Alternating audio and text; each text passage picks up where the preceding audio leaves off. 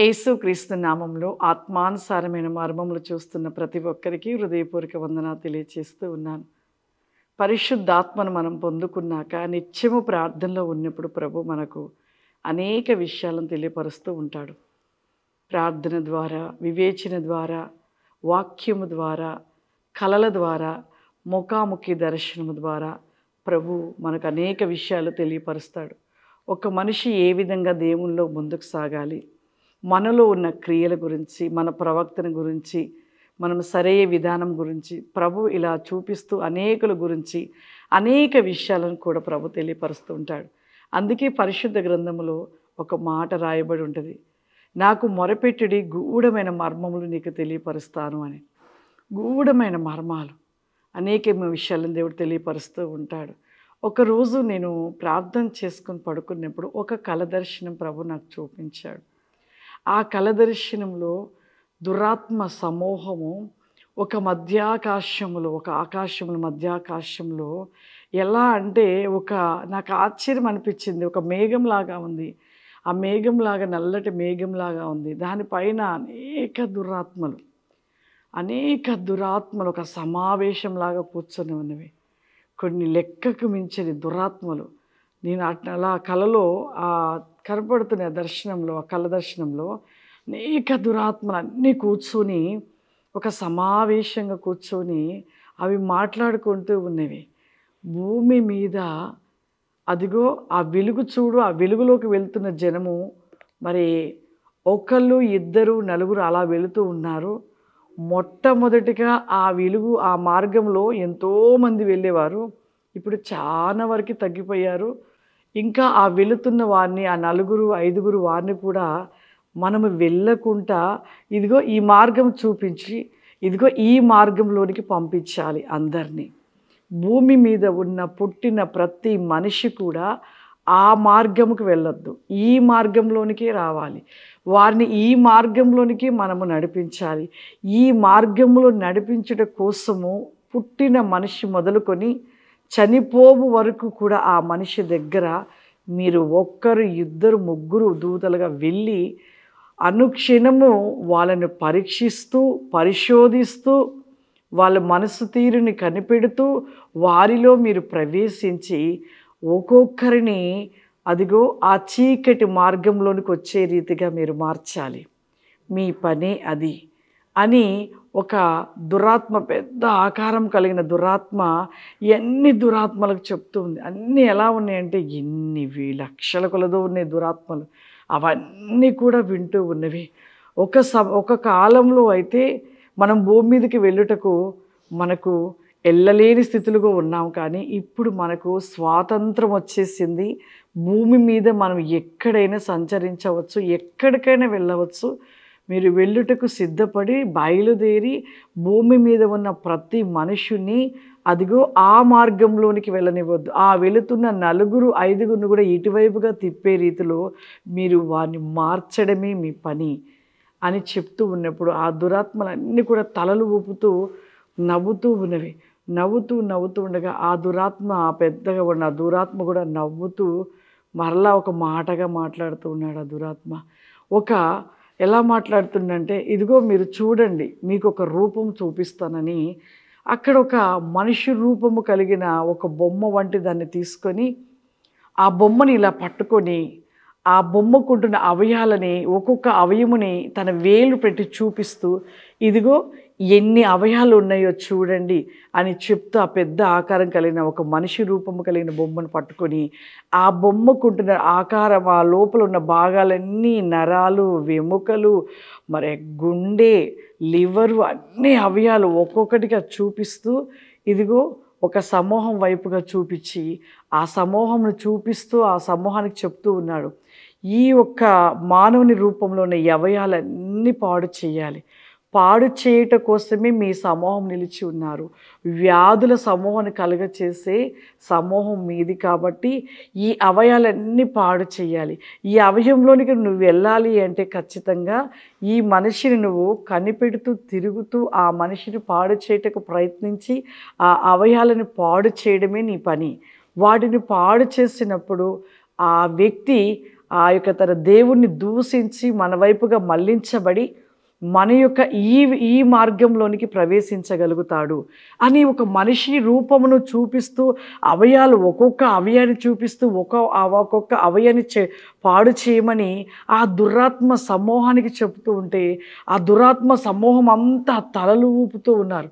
అటుగా ఇటుగా ఊపుతూ మరి నవ్వుతూ సంతోషపడుతూ మరి చిత్తము ప్రభా అని మాట్లాడుతూ ఉన్నవి.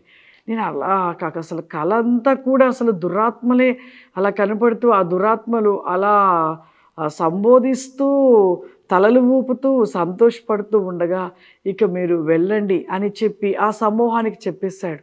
మరలా ఇంకో సమూహంకి మరలా ఒక మానవుని యొక్క మరలా ఆ బొమ్మను చూపిస్తూ ఇదిగో మీరు చూడండి, ఈ యొక్క హృదయంలోకి ఎలా ప్రవేశించాలి అంటే ఈ యొక్క నోటి నుండి మాట్లాడే మాటలను బట్టి ఆ మాటలను బట్టి ఆ హృదయంలోకి తన నోటి నుండి మీరు ఆ హృదయంలోనికి ప్రవేశించండి.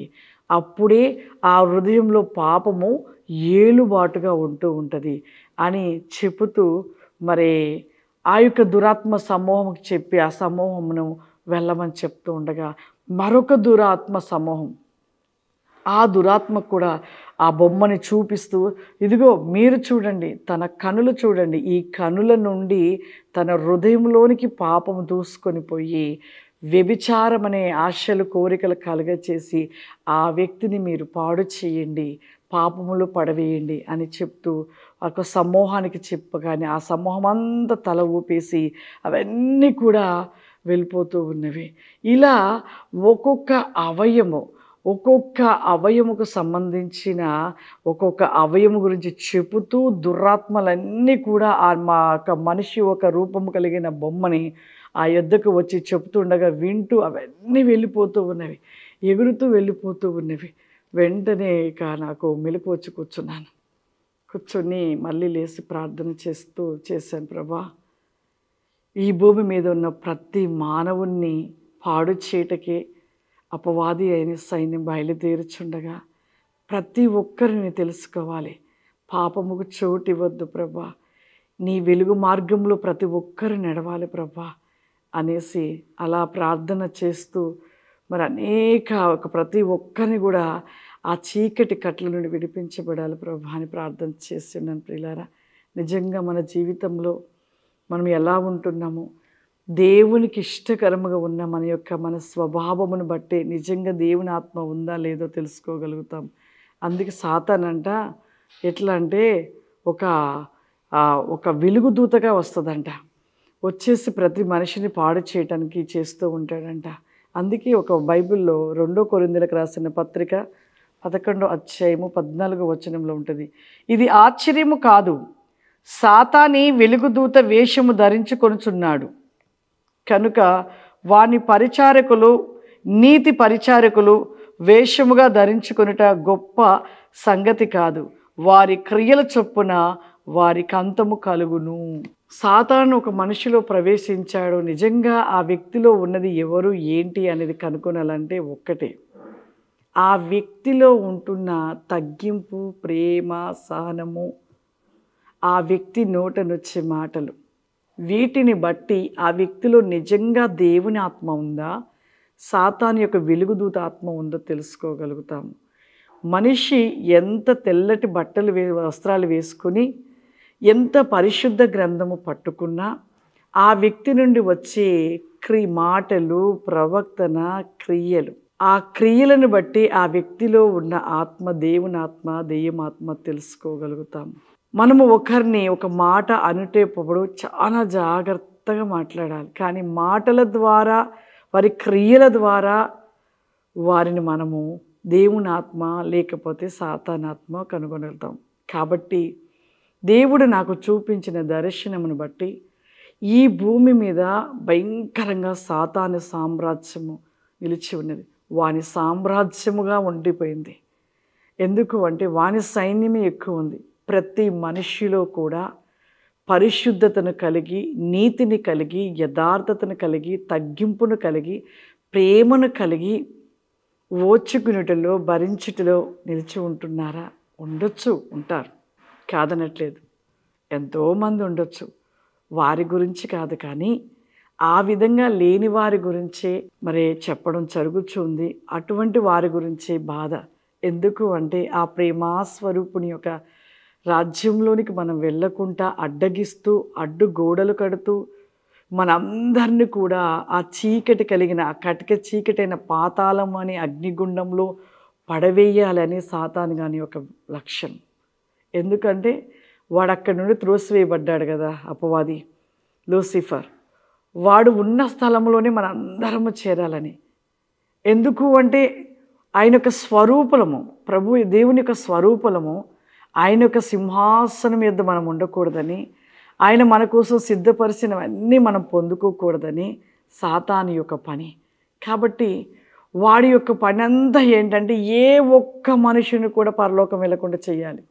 అందుకే వాడు అంటున్నాడు కదా, ఆ మార్గంలో వెళ్ళేవారు ఒకప్పుడు ఎంతోమంది ఉన్నారు, ఇప్పుడు వెళ్ళేవారు కొద్దిమంది, వారిని కూడా ఎటువైపు మళ్ళించాలి, చీకటి వైపుగా మళ్ళించాలనేసి మరి అపవాది మాట్లాడడము, ఇది నాకు కలగా రావడం జరిగింది. ఆ కళని మీకు వివరిస్తూ ఉన్నాను. కాబట్టి ఇది మన అందరి కోసము. వాని ఉచ్చులో వాని చిక్కులో మనం పడకుండా ఆ వెలుగు మార్గంలోనే మనం వెళ్ళాలి. ఆ వెలుగు కోసమే మనం జీవించాలి. ఆ వెలుగు కోసమే మనం తప్పించాలి. ఆ వెలుగు కోసమే మనం ప్రయాసపడాలి. ఆ వెలుగు రాజ్యం కోసం మనం ప్రయాసపడి ఆ వెలుగు రాజ్యంలోనికి మనం చేర్చబడాలి. కాబట్టి మరి దేవుడు నాకు ఈ దర్శనాన్ని ఎందుకు చూపించాడంటే మనందరి కోసము, మనము సాతానికి చోటు ఇవ్వకుండా. కాబట్టి మన జీవితాలను సరిచేసుకొని పరిపూర్ణంగా దేవునికి ఇష్టకరంగా ఆయన యొక్క వెలుగు రాజ్యంలో చేరినట్లుగా మనము సరిచేసుకొని మనము ప్రభు కోసమే నిలిచి ఉందాము. దేవుడు నాకు చూపించిన ఆ దర్శనం మనందరి కొరకు. కాబట్టి ప్రతి ఒక్కరము కూడా ఆ చీకటి మార్గంలోకి వెళ్ళకుండా వెలుగు మార్గంలో వెళ్ళినట్లుగా, వెలుగు రాజ్యంలో ఉండునట్లుగా ఆయన కృప ఆశీర్వాదాలు మన అందరికీ ఉండునుగాక. ఆమెన్. God bless you. దేవుడు మిమ్మల్ని దీవించును గాక. ఆమెన్.